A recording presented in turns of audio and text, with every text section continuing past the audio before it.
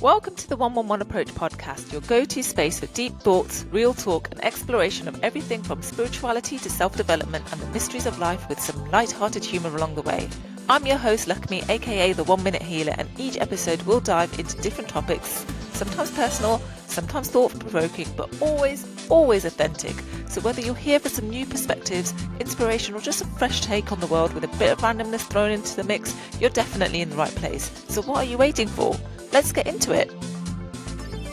Hello. It is episode 5 and we are here and we're, as always, going to start with a big fat thank you. Are we allowed to say that now? Big fat thank you. Is that being like fattest? Is that a word?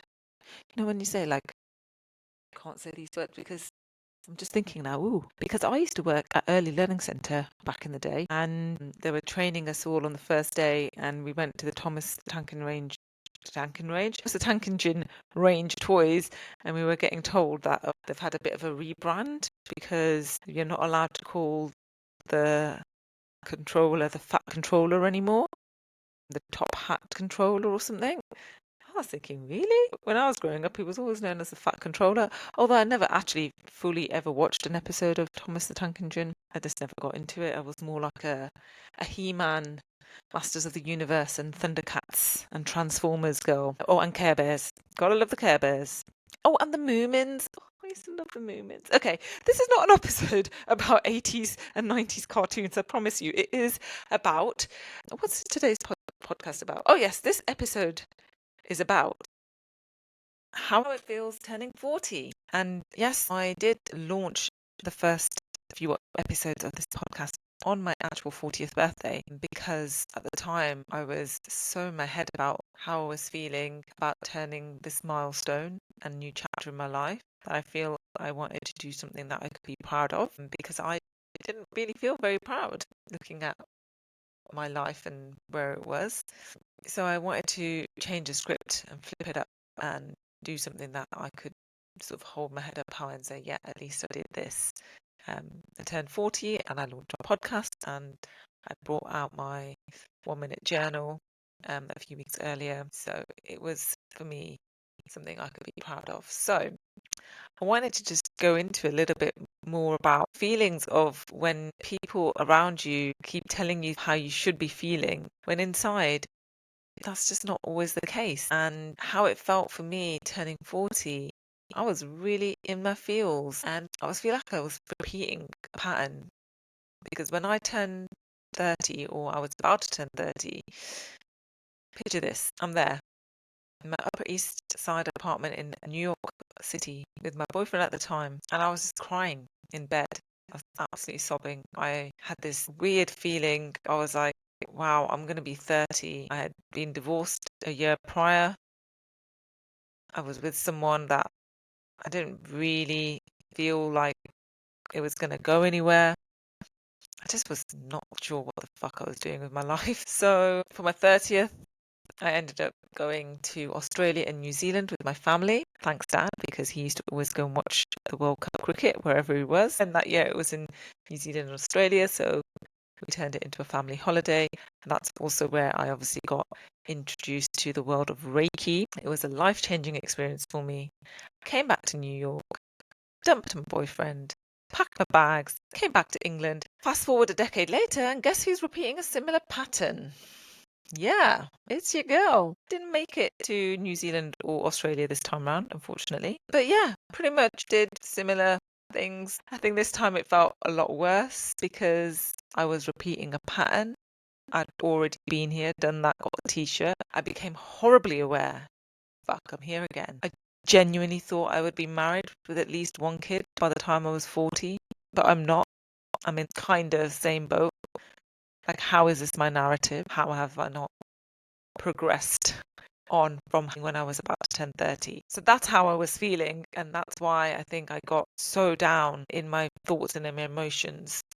It really had hit me hard because I just felt like I had not moved on or progressed at all. However, thanks to some great advice from my nearest and dearest family members, I was reminded that even though I might be repeating that same pattern, I'm not the same person as I was 10 years ago. I wasn't even the same person that I was 2 years ago. when I walked away from a 7-year relationship, which was really hard because we both loved each other, but we realized we were just not right for each other no matter how much we tried. And now it's 2024, it was October, I started feeling weird again. These thoughts coming into my mind got progressively worse. I remember sitting with my oldest friends in November, and I just felt so out of place again. And we were celebrating the first of us in our group turning 40, and we were just talking about how we were feeling about that. And I remember we all had some similar traits of feeling like dread or feeling like half of our life is pretty much gone. Where has it gone? What have we done?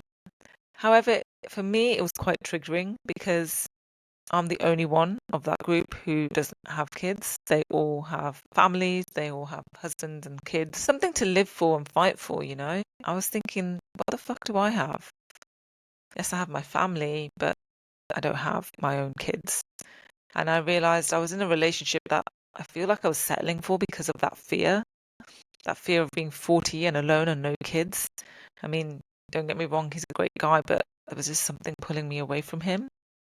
And I felt like I had to do this alone again. I had to go into this chapter of my life and really do the work this time, not just surface level shit. I felt I had to go deep. I had to heal. And so this is what I'm doing now, like through this podcast and through being brave enough to say, no, look, I can't do this right now. I have to choose me. I have to stop putting other people in front of me and my feelings, and I have to listen to what my energy is saying.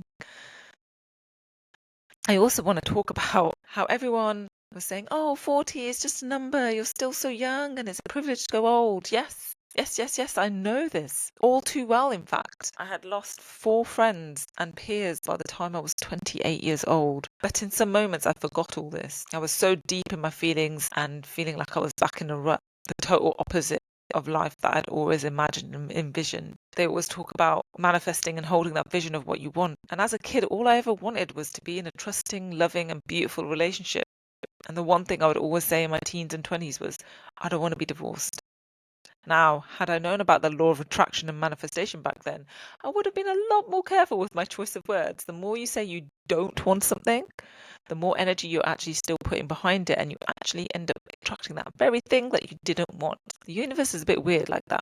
Well, actually, no, because whatever you speak, you put energy behind. So even if you say you don't want something, the energy behind it manifests so you get what you didn't want. I mean, I could go into a whole episode on this, and I'm sure there will be an episode or 2 on understanding the law of attraction. But if you really want to learn more and dig deep, there's 2 podcasts that I really, really like. One is the Positive Pig podcast, and the other is the Law of Attraction podcast. And I'll leave a link for both of them below. But for now, back to my so-called life. A little 80s reference in there for you all. But fun fact, I never actually watched the show.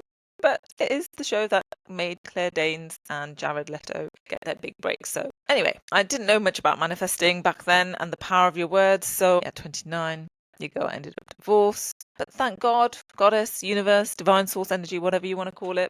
Because had I not got out of that marriage, I wouldn't be here today. And I don't say that lightly. You know, on this podcast, we keep it real and authentic, no extra masala, which is the Punjabi word for chili or spice.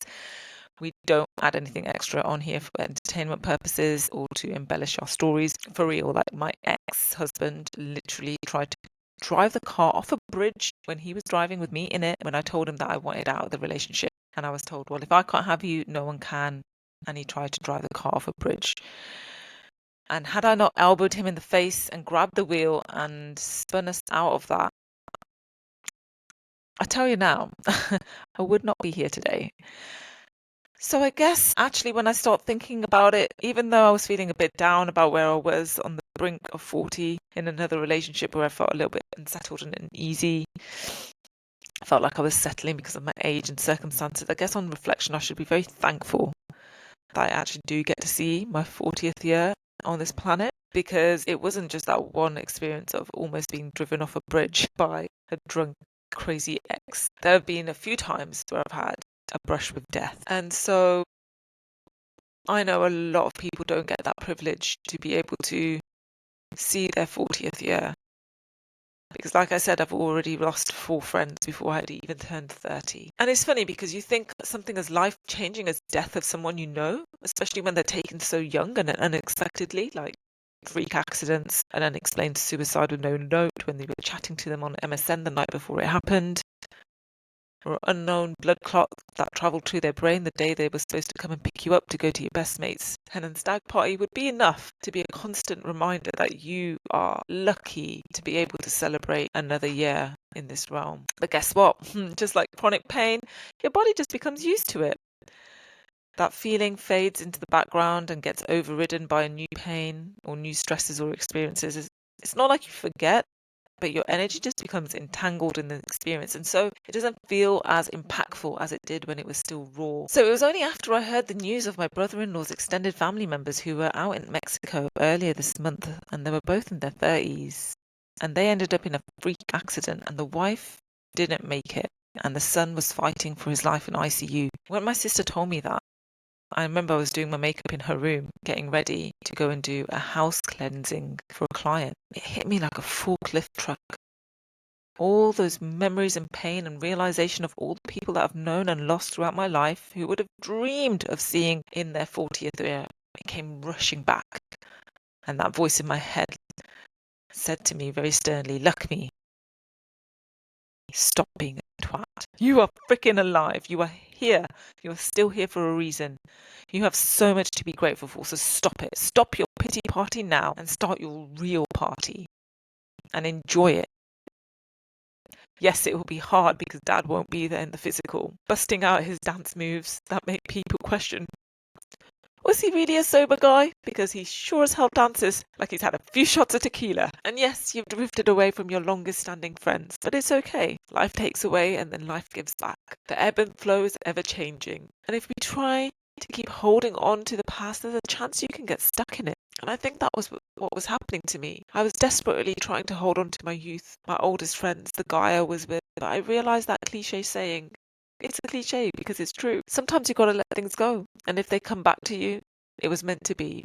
But if it doesn't, it was never truly meant for you, and that's okay. We all grow and expand in different ways and in different time frames. I've had plenty of experiences and heard stories where married couples have been together, had kids, then got divorced, and were away for 10 years and they came back together. And to see them now, you would never have known that we were divorced for 10 years. That's the kind of shit that makes me believe that what's truly meant for you will come to you when you are ready for it. So for now, I'm going to take my time and I'm going to focus on myself truly, madly, and deeply. Yes, another 90s reference. Because in truth, you are the only person you will ever really own and have. Your kids, your partner, your siblings, your parents, everyone around you. They are not yours. We think they're our parents, our friends, our sister, our brother, our kids. No, we are all connected, yes, every single one of us, but we don't really have your parents. We don't really have your siblings. They are their own beings. We are just connections. Each of us are connected to each other through our energy. So yeah, I went. I partied. I did not drink Bacardi, purely because I had an awful experience of when I was 16, drinking a whole bottle of Bacardi straight to try and impress some friends, and then ended up having to have my stomach pumped, and then being grounded by my parents for the entirety of my GCSE study leave. So that's probably why I actually aced my exams, because I had no phone, no access to outside of my house and garden, no screen time. So all I had was to revise for the whole 4 weeks. So anyway, I do want to do a shout out to everyone who came to the birthday celebrations. I did a joint one with my brother and cousin, just like how we used to when we used to live together in 190 back in the days. Our birthdays were also close together in February, so we would always have our birthday celebrations and cakes together. So it was nice to kind of bring back that nostalgia. Shout out to Sheena for the backdrop, DJ Prip for bringing the beats as always, my cousin Kobe for organising the cake, my brother for paying for the whole party, and for my friends and family who helped me push through that negative talk and those feelings that I had about not wanting to do anything to mark this milestone year. The thing is, they say milestone, but every year that you survive is a milestone, is it not? I also want to give a shout out to my mom. She did all the hard work 40 years ago, which is why I always give her a gift or a card at least every year on my birthday. Maybe we should make this a thing. Like, on your birthdays, you should honor the mother as well as the birthday person. Who's with me on this? Mothers have the hardest job in the world, carrying and growing a baby for 9 months, giving birth, feeding it, nurturing it, loving it, even when it pushes all the boundaries and buttons and goes through those god-awful teenage years. Also, by the time this episode gets released, it is International Women's Day. And I feel so strongly about how the world is just set up for keeping women in low vibrational states. It's awful. Women are bloody amazing, honestly. And it astounds me that men think they are the stronger sex. It's completely untrue. A woman's resilience and tenacity is insane. We have to balance hormones, strikes, menstrual cycles, sexist-driven economy, and social issues. The whole world has been manipulated and skewed so that we women cannot fully access our true power. We are cyclical beings. Our menstrual cycles are on average 28 days, like the lunar cycle, but society has made it so that we are out of sync with the world and its natural state. Woman's hormonal cycle. Did you know a woman's hormonal cycle is 28 days and a man's cycle is 24 hours? So each day a man has levels of peak energy, lull periods, and then he just resets at the end of that 24-hour cycle, which is why men can operate better on routines because their cycles reset each and every day, whereas us women, we have like a week when we're bleeding the Red Sea from our nether regions and we lack energy and drive for this week. Our hormones are all over the place, and then we need some time, about another week or two, to reset, recharge, and our energy levels then rise for about a week and they're at their peak. So it's like a 4-week cycle. But traditional working schedules in society doesn't operate on monthly cycles. It's designed to accommodate more towards the male cycle. And in fact, there's even a bigger conspiracy at hand whereby our calendar isn't even in sync with the world's natural calendar. But don't worry, I'll be doing a full episode on that in 2 weeks' time when it's the real new year. So, on that note, let's end this episode with the 1-minute meditation. All to do with love and acceptance for who you are, where you are on your path and journey, and gratitude for just being here today. So I invite you now, if it is safe to do so, to close your eyes and take a long, nice, slow, deep breath in through your nose. Hold for a few seconds and breathe out through your mouth, allowing your energy and mind just to relax. Become present and still, acknowledging your presence, acknowledging your age, acknowledging your birthright, your energy and your body as it is. You are here, right now, listening to this. As simple as it is, that's a miracle. You are a miracle. You are so blessed. You have so much to be thankful for. And it's okay if sometimes you don't feel it. It's okay if you come off the path sometimes, but just remember to bring yourself back to you, back to the here and now, even if it's just for a minute. And with that, take a deep breath in through your nose, hold for a few seconds, and then breathe out through your mouth and open your eyes. And I want to end on a huge thank you for your time today, for listening to this episode and this show. Please do take 30 seconds to rate and review it.